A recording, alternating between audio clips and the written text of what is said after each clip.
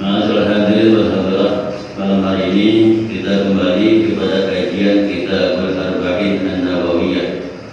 Kita masuk ke dalam hadis Tasi'u Ashar, yaitu hadis ke-19.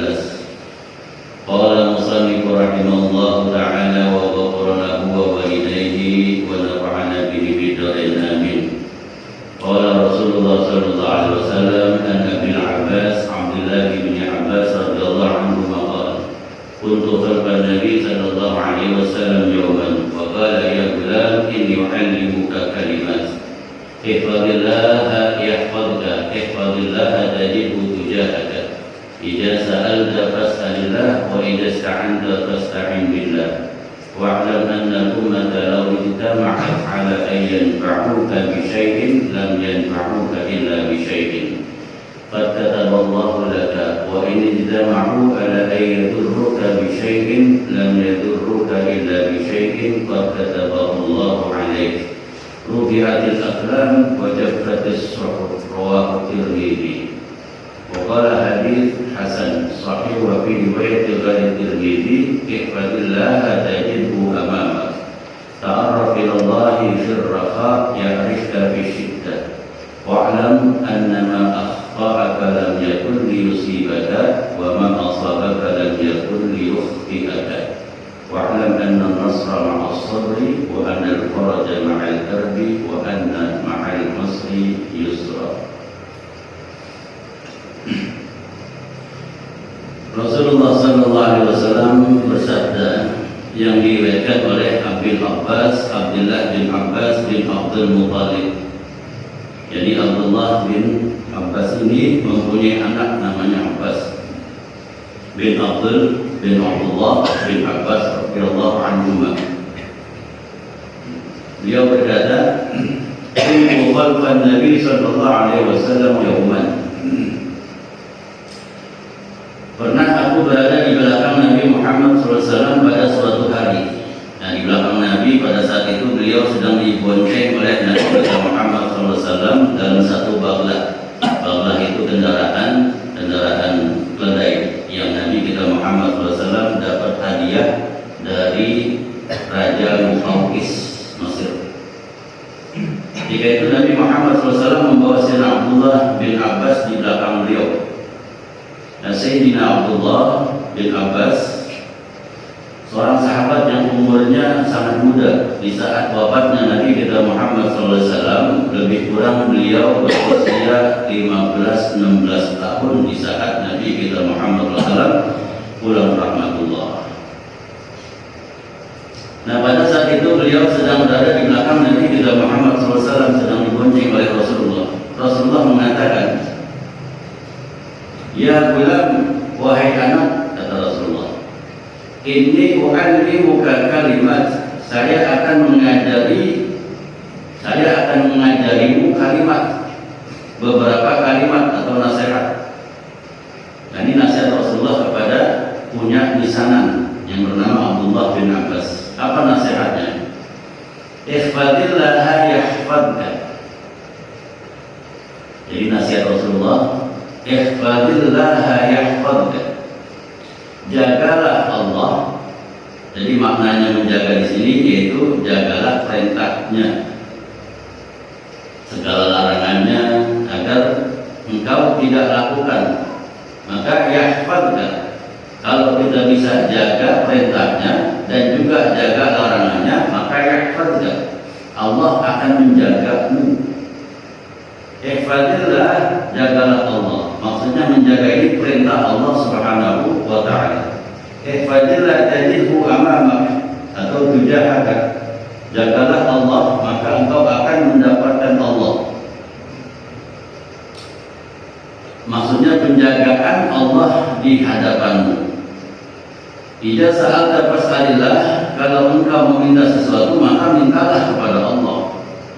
Wa idza ista'anta, ketika engkau meminta pertolongan, fasta'in billah, maka mintalah pertolongan hanya kepada Allah Subhanahu wa ta'ala. Nah, coba kita lihat ini. Jadi hadis Nabi sallallahu alaihi wasallam sedang berbicara sama anak yang masih kecil. Maksudnya Rasulullah SAW menanamkan di dalam hati kepada anak yang belum dewasa ini apa yang ditanamkan oleh Nabi kita Muhammad SAW, yaitu menanamkan keyakinan yang mendalam. Jadi diajarin supaya yakin. Begitu yakin, baru Rasulullah setelah itu mengajarkan mintalah kepada Allah, mintalah bantuan hanya kepada Allah. Nah, beliau mengatakan wa'lam, ketahuilah kata Rasulullah, annal ummata, sesungguhnya semua umat, lalu kita ma'at, berkumpul di semua umat, sepakat di semua makhluk, ala an yanfa'uka bisayyin, untuk memberikan kepadamu sesuatu yang dapat bermanfaat untukmu. La yanfa'uka bisayyin, sesuatu itu tidak akan bermanfaat untukmu illa, kecuali bisayyin qad kataballahu lak, kecuali sesuatu itu sudah Allah tetapkan bermanfaat untukmu. Wa ini tama'u, dan kalau mereka sepakat ala an yadurruka bisayyin, untuk melakukan sesuatu yang membahayakan dirimu, la yadurruka bisayyin qad kataballahu alaik, maka mereka tidak akan bisa membahayakan dirimu kecuali dengan sesuatu yang Allah telah takdirkan itu akan membahayakanmu. Rufi'atil akram, telah diangkat akram. Akram itu pena, yaitu maksudnya Allah Subhanahu wa taala telah mengangkat makhluknya yang bernama qalam, yang Allah ciptakan untuk menulis takdir manusia yang sudah tidak menulis lagi. Wajafatis suhuf, artinya secara bahasa jafat itu ya bisa, dia sudah kering. Maksudnya tinta sudah ditakdirkan dan sudah kering dari bukunya. Suhuf, maksudnya takdir sudah Allah Ta'ala tentukan, yakni takdir manusia sudah Allah Ta'ala tentukan di Lauhil Mahfuz. Jadi itu kolam sudah tidak menulis lagi. Semuanya takdir manusia itu sudah Allah siapkan dari zaman azali. Sumpama ada yang meninggal, maaf jatuh. Ada yang meninggal, maaf ketabrak. Ada yang meninggal jatuh dari pesawat. Ada yang meninggal tenggelam.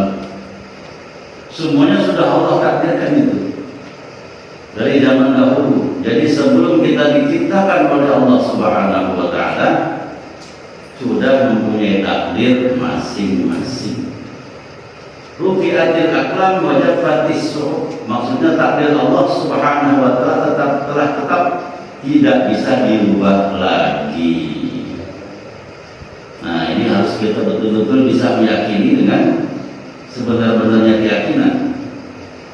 Apakah ada takdir Allah pada diri kita yang tidak bisa berubah lagi, ataukah masih ada yang bisa berubah? Nah, itu kita harus pahami, karena kita termasuk daripada golongan Ahlus Sunnah wal Jamaah yang di dalam takdir itu, di dalam kehidupan itu kita ada yang namanya al-kasbu, usaha. Jadi apakah takdir sudah ditetapkan Allah tidak bisa berubah? Ada. Di antaranya kita nggak minta dilahirkan sama Allah di negara Indonesia, minta nggak? Ternyata Allah lahirkan kita di negara. Kalau kita mau milih, mendingan kita minta lahir di Eropa. Kalau boleh milih, kenapa hidupnya mancung? Tapi ketetapan yang Allah sudah berikan bahwa engkau lahir di Indonesia, itu takdir yang tidak bisa mengelak. Terus yang kedua, kita lahir bukan dari, maaf, sumpama kalau kita boleh milih, saya bisa lahir dari seorang permaisuri, tapi ternyata kita lahir dari orang perempuan kamu di kampung, itu sudah Allah tetapkan, tidak bisa lagi berubah-ubah. Ketetapan yang Allah berikan kepada hamba-Nya. Kalau milih enak, kita bisa milih, mendingan lahir dari perut siapa? Tuh, ada mungkin ya.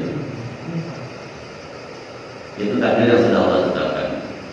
Rufi'atil aklam wa jaffatis suhuf, Maksudnya takdir Allah Subhanahu wa taala telah tetap tidak bisa lagi dirubah lagi, tidak bisa dirubah lagi.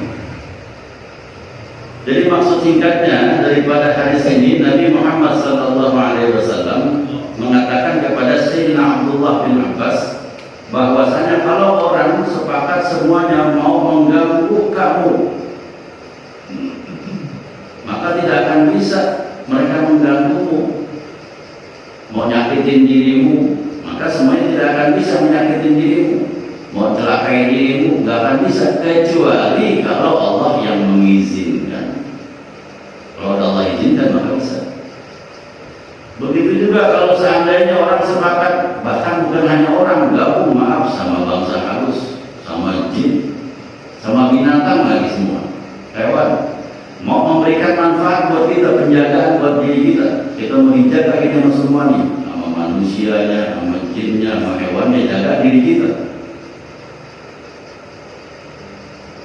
Atau dia akan memberi manfaat pada diri kita, maka mereka tidak akan bisa melakukannya kecuali itu memang sudah ditakdirkan oleh Allah Subhanahu wa ta'ala. Artinya apa? Harus kembali semuanya kepada Allah Subhanahu wa ta'ala, semuanya atas izin dan kehendak Allah Subhanahu wa ta'ala. Nah, ini hadis di atas ini hadis yang diriwayatkan oleh Imam Tirmizi.